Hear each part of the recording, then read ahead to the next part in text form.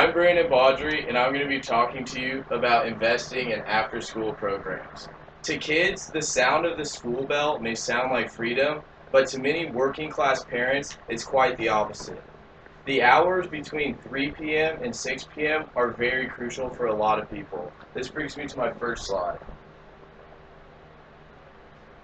So, as of last year, 11.3 million kids are going to be going home alone with unsupervised environments from 3 p.m. to 6 p.m.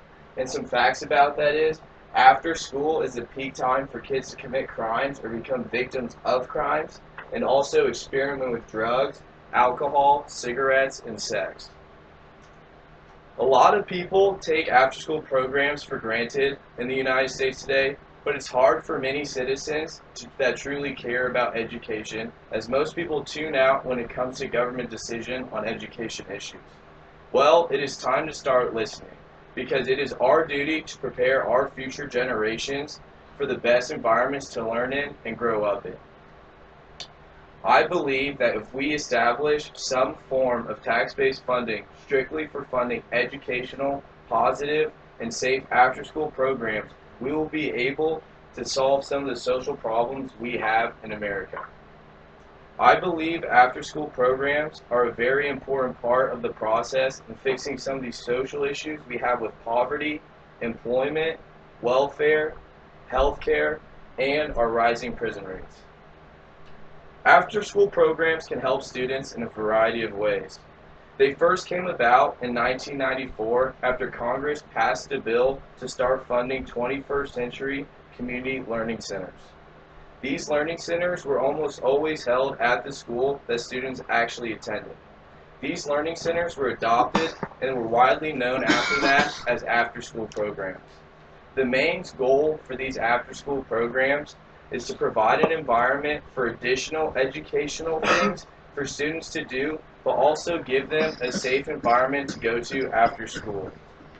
David Chernoff wrote in the American Journal of Community Psychology in June 2010 that adolescents report a higher quality of experience in structured after-school programs, including greater engagement and more positive emotions than in less structured and supervised activities after school.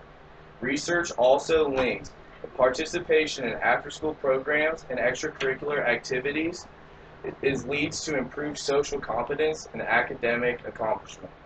This is very important because the opportunities a teenager creates in high school can directly correlate with the life outcome that they result. After-school programs can also help reduce the teenage crime incarceration rate.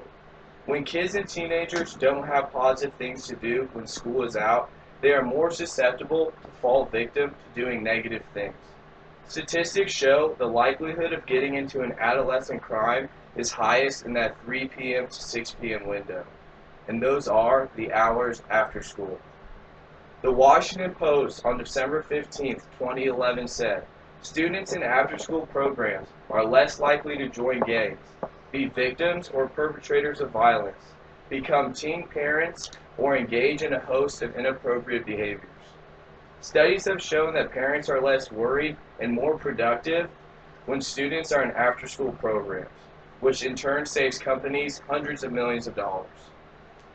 It's usually teenagers that don't have the best circumstances that are most likely and willing to commit crime after school. But if they have positive influences in their life, such as after-school programs, they can make much better choices. Even though after-school programs are mostly for students, they will also benefit different groups of people. The first group that's going to be benefited are teachers.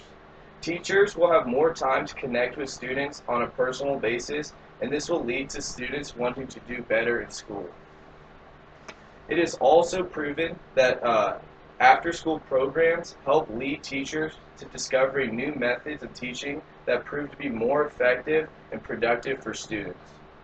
The most important group, though, that will benefit from after-school programs are the families that may need some extra help through some of life's difficult experiences. Whether it is a family that is struggling financially and needs help from the extra daycare that after-school programs can bring, or it could be a single mother who can't take time off of her job because she needs to pay rent. Or also it could be beneficial for parents who don't have the time or might not have the education to tutor their children themselves. I have another slide for you guys here.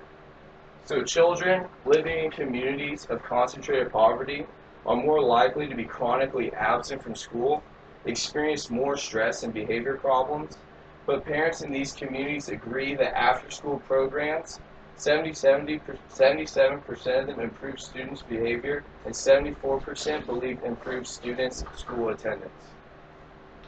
And lastly, there are 4.5 million kids from lower income families that attend after-school programs, but there's actually 9.7 million more that would like to take part in programs if they were available.